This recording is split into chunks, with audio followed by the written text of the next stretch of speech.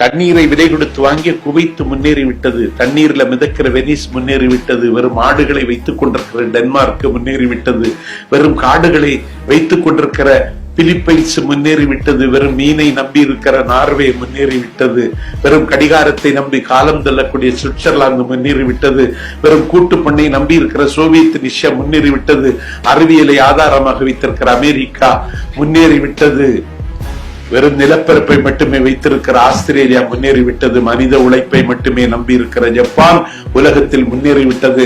2500 mile கடல் எல்லை, 2500 mile மலை எல்லை, கிழக்கு மேற்காக 2000 மைல், தெற்கு வடக்காக 2000 மைல், உலகத்தினுடைய மொத்த நிலப்பரப்பில் 5.2% உள்ள தீபகற்ப பிரதேசம்.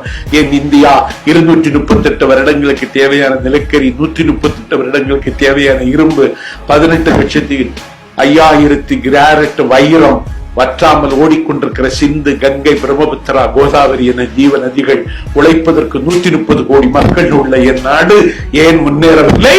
உழைப்பவரை தாழ்ந்த ஜாதி என்று ஒதுக்கி வைத்திருக்கிற கேவலமான கலாச்சாரம்.